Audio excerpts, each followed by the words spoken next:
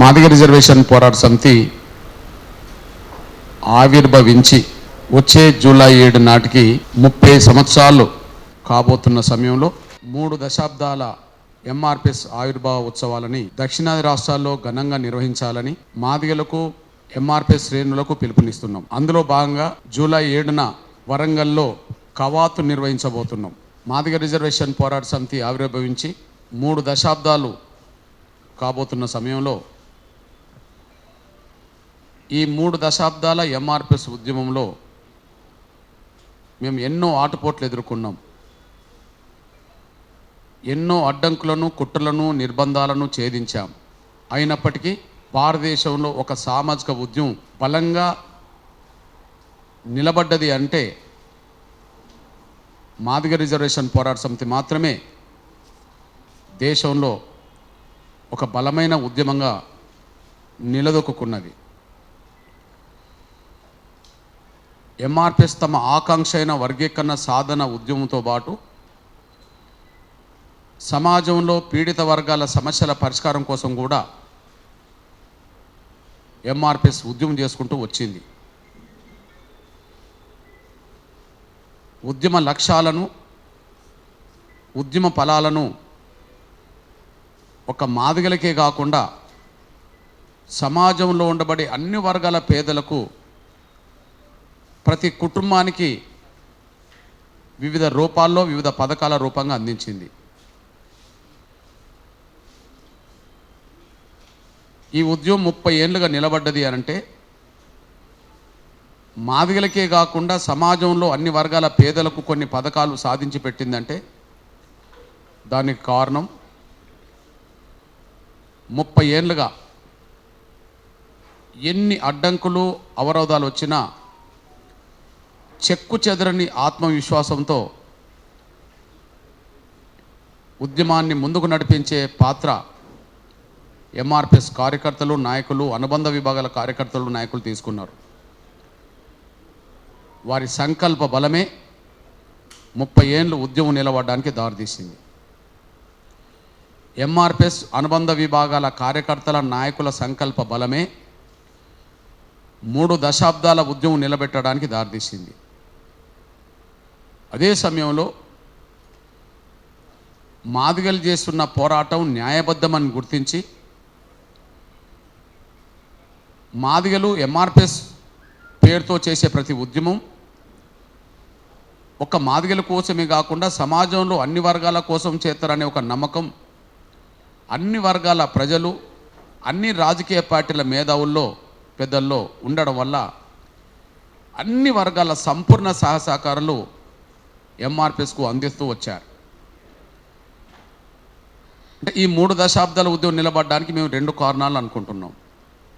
మొదటిది ఎంఆర్పిఎస్ కార్యకర్తల సంకల్ప బలం, 2 సమాజంలో అన్ని వర్గాలు అందించిన సహకారం. SC, ST, BC, minority, OC అన్ని కులాలు, అన్ని మతాల్లో ఉండబడే శ్రేయభిలాషులు, ప్రజాస్వామికవాదులు ఎంఆర్పిఎస్కు అండగా నిలబడుతూ వచ్చారు. ఎంఆర్పిఎస్కు మద్దతు ఇస్తూ వచ్చారు. ఎంఆర్పిఎస్కు సహకరిస్తూ వచ్చారు. ఎంఆర్పిఎస్ ఎదుగుదలకు సమాజంలో ఉండబడే అన్ని వర్గాల చేత కూడా అందింది. అందువల్ల ఎంఆర్పిఎస్ కార్యకర్తల సంకల్ప బలానికి నేను అభినందన తెలియజేస్తున్నా. సమాజంలో ఉండబడే అన్ని వర్గాల పెద్దలు, వివిధ రాజకీయ పార్టీలో ఉండబడే పారిశ్రామికవేత్తలుగా ఉండబడే, మేధావులుగా ఉండబడే అన్ని వర్గాల పెద్దల సహకారానికి నేను వాళ్ళకు ధన్యవాదాలు చెప్తున్నాను. నేను సంకల్ప బలంతో ఎంఆర్పిఎస్ నిలబెట్టిన నాయకులకు, కార్యకర్తలకు అభినందనలు చెప్తున్నా. ఉద్యమం నిలబడడానికి కారకులైన అన్ని వర్గాల పెద్దలకు నేను ధన్యవాదాలు చెప్తున్నాను. నేను ఈ 30 ఏళ్ళ సుదీర్ఘ పోరాటానికి గుర్తుగా జరగబోయే కవాతును జయప్రదం చేయడం కోసం ప్రతి ఒక్కరూ కష్టపడాలని చెప్పి నేను కోరుతున్నాను. నేను అదే సమయంలో ప్రస్తుతం ఎన్నికల సంగ్రామం అయిపోయింది. మేము మొన్నటి పార్లమెంట్ ఎన్నికల్లో ఎంఆర్పిఎస్కు బలమున్న, ఎంఆర్పిఎస్కు ప్రాతినిధ్యం ఉన్న ప్రతి చోట బీజేపీని బలపరుచుకుంటూ వచ్చాం.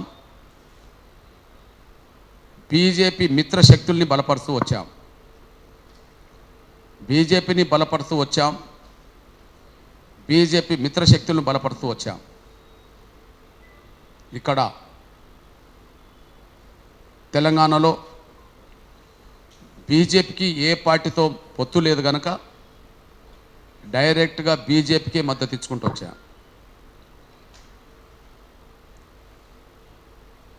ఒక మాటలో చెప్పాలంటే తెలంగాణలో బీజేపీకి ఒక మిత్రపక్షంగా ఎంఆర్పిఎస్ వ్యవహరించింది. ఆంధ్రప్రదేశ్లో టీడీపీ, బీజేపీ, జనసేన కూటమిని బలపరిచింది. కర్ణాటకలో బీజేపీ, జేడీఎస్ కూటమిని బలపరిచింది. తమిళనాడు మొదలుకొని ఎంఆర్పిఎస్కు బలమున్న, నిర్మాణపరంగా శక్తి ఉన్న ప్రతి చోట బీజేపీని, బీజేపీ మిత్రపక్షాలని బలపడుతూ వచ్చేసింది. మేము బీజేపీని బలపరచడానికి ప్రధాన కారణం గౌరవ నరేంద్ర మోడీ గారి మీద ఉన్న విశ్వాసం. ప్రధాన కారణం ప్రధానమంత్రి గౌరవ నరేంద్ర మోడీ గారి మీద ఉన్న విశ్వాసం. ఆయన నవంబర్ 11వ తారీఖు నాడు గతంలో హైదరాబాద్ విశ్వరూప మహాసభకు వచ్చి ఆయన చేసిన వాగ్దానం, ఆయన మాదిగల ఆవేదనకు అనుగుణంగా తీసుకున్న స్పందన మాదిగ జాతి యావత్తును కదిలించింది. ఇక వర్గీకరణ జరిగితే గౌరవ నరేంద్ర మోడీ గారే చేస్తాడనే నమ్మకాన్ని కల్పించడం జరిగింది. అందుకు అనుగుణంగా కేంద్ర ప్రభుత్వం కూడా ఒక కమిటీ వేసింది. కమిటీ ప్రక్రియ కొనసాగుతున్న సమయంలోనే సుప్రీంకోర్టులో ఎస్సీ వర్గీకరణ మీద ఆర్గ్యుమెంట్స్ జరిగినాయి. జడ్జిమెంటు త్వరలో వస్తుందని ఆశిస్తున్నాం. ఇప్పుడు సుప్రీంకోర్టుకు సెలవులు ఉన్నందున, జూలై 7 వరకు సెలవులు ఉన్నందున జూలై 7 తర్వాత సుప్రీంకోర్టు సెలవులు అయిపోయిన వెంటనే తీర్పు వస్తుందని ఆశిస్తున్నాం. అంటే మేము పెట్టుకున్న నమ్మకం గౌరవ నరేంద్ర మోడీ గారి మీద. ఆయనకు మా శక్తి మేరకు తెలంగాణలో ఎంఆర్పిఎస్ శ్రేణులు చాలా సవాళ్ళు ఎదుర్కొని బీజేపీకి మద్దతు తెచ్చుకుంటూ వచ్చేశారు. భారతదేశంలో ఎన్నికల విశ్లేషణలో భాగంగా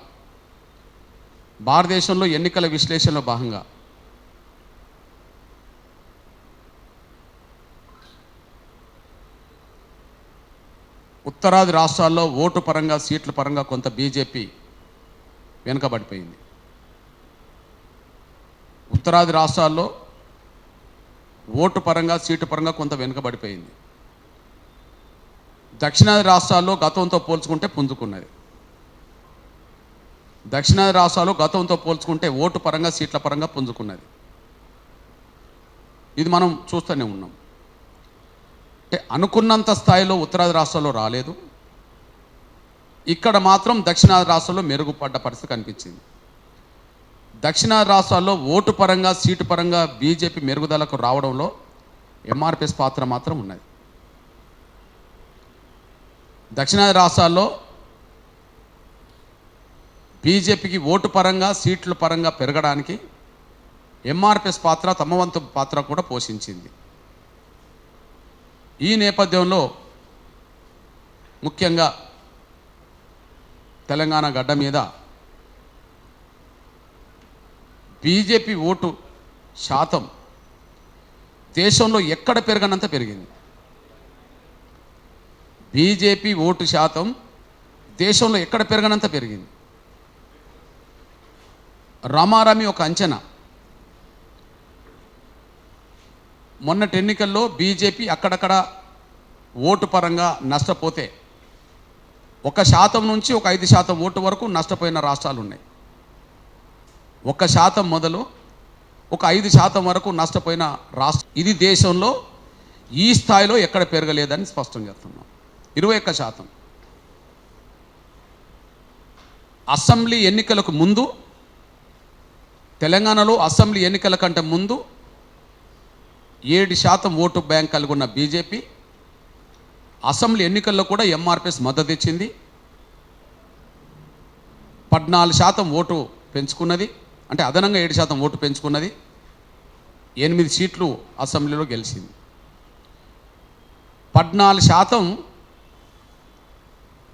నవంబర్లో జరిగిన ఎన్నికలకు 14% ఓటు ఉంటే మళ్ళీ మొన్న 6 నెలలు తిరగకముందే జరిగిన ఎన్నికల్లో బీజేపీ ఓటు శాతం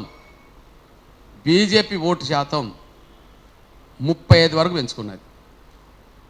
అంటే 14% 6 నెలల క్రితం ఓటు ఉన్నది, 6 నెలలు కాకముందే 35% ఓటు ఇక్కడ పెంచుకోవడమే కాకుండా అంతకుముందు 4 పార్లమెంటు స్థానాలకు మళ్ళీ రెట్టింపు స్థాయిలో 8 పార్లమెంటు స్థానాలు గెలుచుకున్నది. అంటే ఈ స్థాయిలో రెట్టింపు పార్లమెంటు స్థానాలు గెలిచినది, 21% పైగా ఓటు పెంచుకున్నది తెలంగాణ రాష్ట్రంలో అనే విషయం మేము స్పష్టం చేస్తున్నాం. దీనికి ఎంఆర్పిఎస్ బీజేపీకి ఒక మిత్రపక్షంగా క్షేత్రస్థాయిలో మా వంతు పాత్ర పోషించడంలో, అతి కీలకమైన భూమిక పోషించడంలో బీజేపీకి అండగా గౌరవ నరేంద్ర మోడీ గారి మీద ఉన్న నమ్మకంతో అతి కీలకమైన పాత్ర పోషించి ఈ స్థాయిలో సీట్లు పెరగడానికి, ఓట్లు పెరగడానికి కారణమైంది ఎంఆర్పిఎస్ అనే విషయం కూడా మీద తీసుకొస్తున్నాను. నేను మళ్ళీ చెప్తున్నా, నష్టపోయిన కాడ 1% నుంచి 5% వరకు నష్టపోయినరు, బలపడ్డ కాడ 1% నుంచి 5% వరకు బలపడ్డవారు ఉన్నారు. కానీ తెలంగాణలో మాత్రమే 21% ఓటు పెరిగింది. దేశంలో ఎక్కడ ఈ స్థాయిలో ఓటు పెరగలేదు, రెట్టింపు స్థాయిలో సీట్లు ఎక్కడ రాలేదు. ఇట్లా తెలంగాణ రాష్ట్రంలో ఈ స్థాయిలో ఓటు పెరగడానికి, సీట్లు పెరగడానికి బీజేపీకి మిత్రపక్షంగా ఎంఆర్పిఎస్ మాత్రమే క్రియాశీలకమైన భూమిక పోషించింది అనే విషయం స్పష్టం చేస్తున్నాం.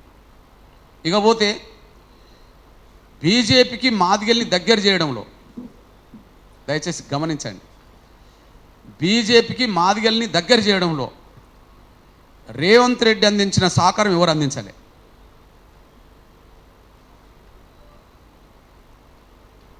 మాకు నరేంద్ర మోడీ గారి మీద ఎంత నమ్మకం, గౌరవం ఉన్నదో అది ఎంఆర్పిఎస్. కానీ కాంగ్రెస్ మీద అంతే కోపం రావడానికి రేవంత్ రెడ్డి గారు కూడా కారకుడయ్యాడు. వర్గీకరణ చేస్తారనే ఒక నమ్మకం గౌరవ నరేంద్ర మోడీ గారి మీద ఉన్నది, ఆశిస్తున్నాం, నమ్ముతున్నాం. అది ఎంఆర్పిఎస్ కార్యకర్తల నమ్మకం. కానీ కాంగ్రెస్ మీద బలంగా మాదిగల వ్యతిరేకత పెరిగింది. కాంగ్రెస్ మీద బలంగా మాదిగల వ్యతిరేకత పెరిగిన సమయంలో కాంగ్రెస్ మీద పెరిగిన ఆ వ్యతిరేకత మొత్తం బీజేపీకే ఓటు పడ్డది. కారణం ఏంటంటే రేవంత్ రెడ్డి గారు మొన్న పార్లమెంట్ ఎన్నికల్లో